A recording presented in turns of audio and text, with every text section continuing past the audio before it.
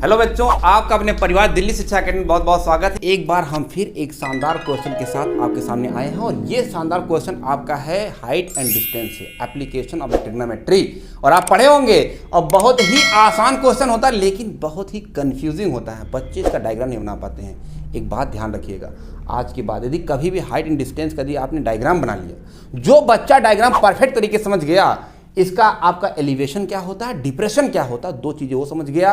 English medium का जो बच्चा है, एलिवेशन क्या होता है, डिप्रेशन क्या होता है, यदि वो बात समझ गया और डायग्राम बना लिया, माय डियर, वहीं पर 90% क्वेश्चन तो खत्म हो गया। अरे इसके बाद पंडित बद्री प्रसाद अपन हर हर भोले, तुम जानते ही हो क्या लगाना, तुम सब जान जाओगे। बस केवल सबसे पहले तुम्हें एक डायग्राम को बनाना है और सॉल्व करना है। लेकिन इससे पहले मैं बताऊं मेरे लाल, ये क्वेश्चन का डायग्राम मैं ना बताने वाला है, मैं नहीं बताऊंगा। इस क्वेश्चन का डायग्राम बताएंगे हमारे अल्बर्ट आइंस्टीन बताएंगे। यस, उनका नाम ही हमारे अल्बर्ट आइंस्टीन है। बात क्लियर है? चलो अल्बर्ट जी बताएंगे। बेटा अल्बर्ट, इस क्वेश्चन का बताओ, इसका डायग्राम आप बनाओगे। अब देखो, जब ये बताएंगे डायग्राम कैसे बनेगा तो वही आप रिलेट कर पाएंगे कि सर हम भी ऐसे ही तो सोचते हैं, जैसे एक बच्चा सोचेगा उसी तरीके से आप भी सोचते होंगे, तो ऐसी ही बात चलेगी। चलिए बेटा बताओ आप, ठीक है सर।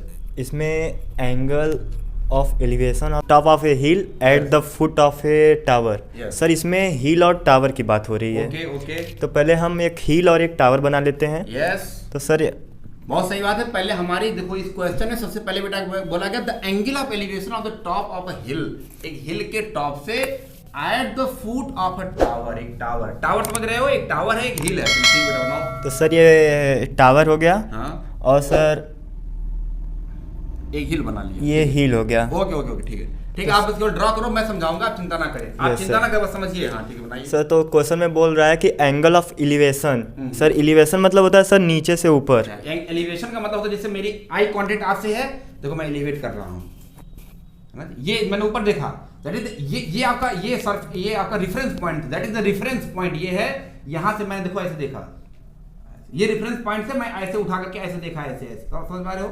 ये एलिवेशन। डिप्रेशन क्या होगा सर, मैं ऐसे तुम्हें देख रहा था सर, ऐसे आई डाउन, डिप्रेशन मतलब ये इस रेफरेंस पॉइंट से। तो हाँ बताइए एलिवेशन, ठीक है सर। तो angle of elevation of top of hill. Yes. तो टॉप ऑफ सर हिल ये हो गया। यस। और सर फिर बोला है eight the foot of tower. Yes. तो जो top of the hill and foot of the tower. Yes sir 60 degree बोल रहा है। ओके। तो यहाँ पर रुक जाओ बेटा, रुक जाओ, पहले मैं समझाऊंगा। देखो एंगल ऑफ एलिवेशन कहा गया था। एक बच्चा ये भी समझ सकता था कि सर यहाँ से एंगल ऑफ एलिवेशन, तो ये यहाँ से एंगल हो सकता था, ये नहीं बेटा, ये एंगल ऑफ डिप्रेशन है। यहाँ से कोई चीज डिप्रेस हो रही है, लेकिन यहाँ से कोई चीज एलिवेट हो रही है। एंगल ऑफ एलिवेशन ये होता है, पहले उसका रेफरेंस पॉइंट क्या था समझिएगा। जो बच्चा समझदार हो समझेगा कि ये था, यहाँ से उसको उठा करके आंख देखी गई है, ये तो एंगल ऑफ एलिवेशन ये 60 डिग्री होगा, यहाँ भी 60 होगा, दैट इज अल्टरनेट एंगल। आप समझ रहे हैं? लेकिन यहाँ 60 नहीं, उसने बोला है, थोड़ा समझना, तुम यहाँ 60 लिख दोगे तभी 60 आएगा, वो क्वेश्चन तुम्हारा हल हो जाएगा। लेकिन क्वेश्चन सॉल्व करना मोटो नहीं माइंड डियर, क्वेश्चन को समझना दैट इज द मोटो। ये आगे बढ़े सर इस क्वेश्चन में आगे बोल रहा है the angle of depression. Sir depression का मतलब सर नीचे से ऊपर। यस, ऊपर से नीचे, सॉरी सर, ऊपर से नीचे। डिप्रेशन, यस, डिप्रेस करना मतलब आंख के आई कांटेक्ट को डिप्रेस करके नीचे तरफ देख रहे हो, तो मतलब वो पॉइंट डिप्रेस हुआ। यस, आगे। तो sir depression from the top of tower. Yes. Sir top of tower and foot of the hill Yes, is yes. 30 degree. Yes. Sir ये टॉप ऑफ टावर, ये foot of hill. Yes. Sir इसमें angle जो बन रहा है, हाँ, इसको depress कर दिया गया। यस सर, वहाँ से डिप्रेस कर दिया गया, ये 30 बच्चे डिग्री समझेंगे यार, 30 डिग्री। Yes, okay. और sir if the tower is 50 metre. Yes. Sir ये जो टावर है यस। ये 50 मीटर का यदि है। 50 मीटर का है, ओके। और sir find the height of the hill. Sir ये हाइट निकालना है। यस सर, ये हाइट निकालना है, तो कैसे निकालेंगे? सर पहले हमको सर यहाँ पर दो राइट एंगल ट्रायंगल, देखो Yes, sir. Height and distance में बेटा राइट एंगल ट्रायंगल खोजना है। आपने देखा होगा ये राइट एंगल ट्रायंगल यहाँ दिख रहा है और एक राइट एंगल ट्रायंगल यहाँ दिख रहा है, दो राइट एंगल ट्रायंगल है, निकाल लेंगे, बहुत आसान है। चलिए ठीक है बेटा, आपने बहुत अच्छे तरीके से समझाया। इसे फिगर बनाना ही मेन मोटो था, फिगर बहुत अच्छे तरीके से उन्होंने समझाया। फिगर जब आपने एक बार समझ गए कि फिगर जैसे था, अब हल करना तो आपके यार, इसको सॉल्व करना क्या है, सॉल्व करना तो बहुत ही बाएं हाथ का खेल है। मैं तुम्हें समझाता हूँ, इस फिगर को मैं एक साइड में बना कर तुम्हें रख देता हूँ, फिर मैं सॉल्व करता हूँ इसको। बात क्लियर है? चलिए देखा जाए बेटा, इस फिगर को मैं इस साइड हो जाता हूँ, ठीक है, देखा जाए। इसको मैं फिगर यहाँ ड्रॉ करता हूँ, देखेंगे सभी बच्चे देखेंगे। एंगल ऑफ एलिवेशन, मैं क्वेश्चन को दोबारा रिपीट करूंगा, समझाऊंगा, देखेंगे। The angle of elevation of the top of the hill top of the हिल, पहले मैं एक हिल बनाया, यहाँ पर एक हिल है बेटा, समझेंगे सभी लोग, यहाँ पर एक हिल है और यहाँ पर एक टावर है, एक हिल है टावर। अच्छा, हिल और टावर कहाँ पर होंगे, स्टैंड कहाँ करेंगे मेरे लाल? हर चीज का रेफरेंस पॉइंट क्या होती है? अर्थ होती है मेरे लाल। अर्थ पर खड़े हैं तो यहाँ पर एक टावर है, यहाँ पर एक, ये टावर आपका हो गया, ये यहाँ पर एक हिल है। मान लेते हैं यहाँ पर एक टावर है बेटा, ये टावर यहाँ पर खड़ा है और यहाँ पर एक हिल है, एक पहाड़ियों की चोटियों की, यहाँ पर एक पहाड़ी है, एक हिल आपका है, ठीक है।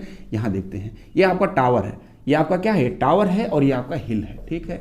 ठीक है सर, ओके, कोई बात नहीं है सर। यहाँ ना अब आगे बोला गया, the angle of elevation of the top of the hill at the foot of the tower. Hill से टावर के फुट पर एंगल ऑफ एलिवेशन कहा गया, एंगल ऑफ डिप्रेशन नहीं कहा गया सर।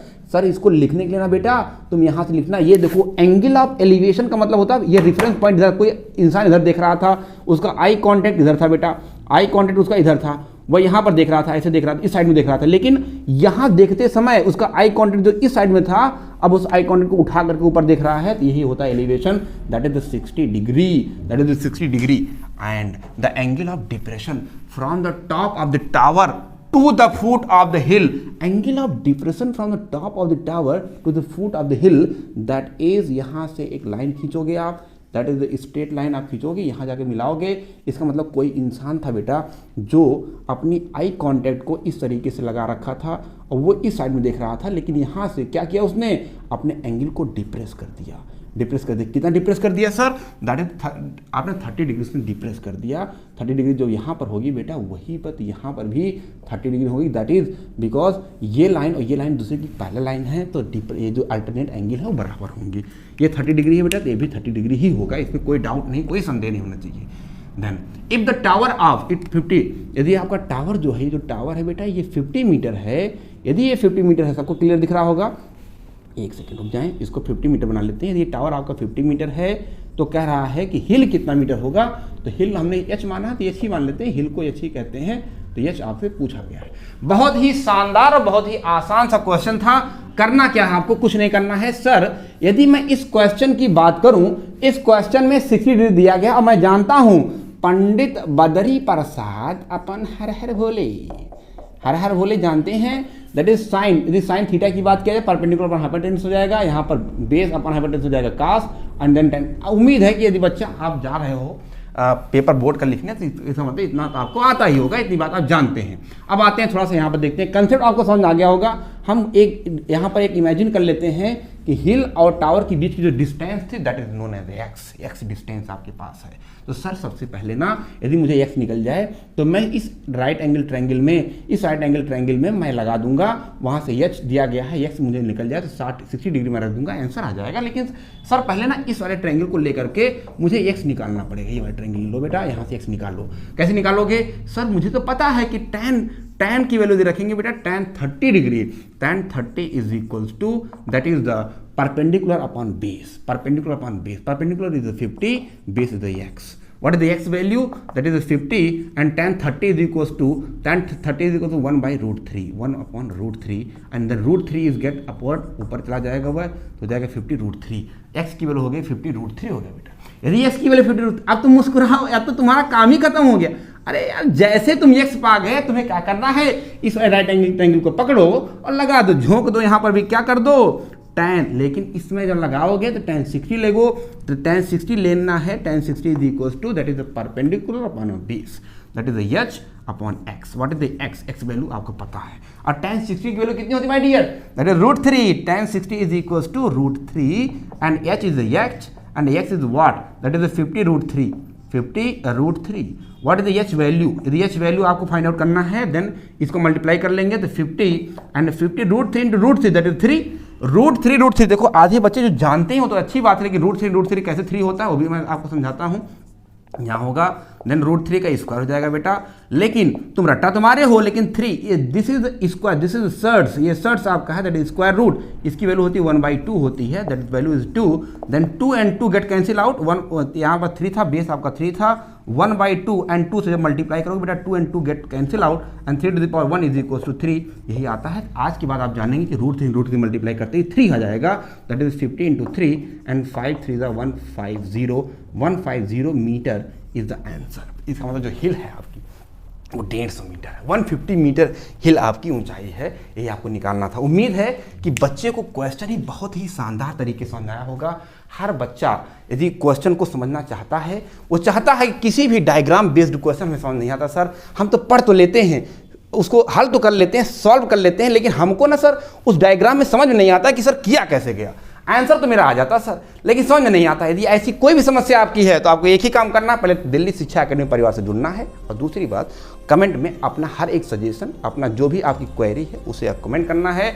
हमेशा मुस्कुराते रहना है माय डियर, क्योंकि आप बोर्ड की एग्जाम में देने जा रहे हो, आपको आउट ऑफ 100 to 100 लाना है, तो आपको क्लियर होना चाहिए। आप नहीं जानते हो, मैं आपको पढ़ा रहा हूँ 100 to 100 मेरे हमेशा जो मैथ के जो सब्जेक्ट है, मैथ में 100 to 100 रहे हैं, तो इस चीज़ को आप भी कर सकते हो। उसके लिए एक ही चीज़ करना है कि क्वेश्चन को पहले अच्छे तरीके से पढ़ा जाए, समझा जाए क्या कहा जा रहा है, क्या करना है, फिर आप क्वेश्चन को सॉल्व किया जाए। थैंक यू सो मच, हमेशा मुस्कुराते रहें, खुश रहें। Thank you so much my dear.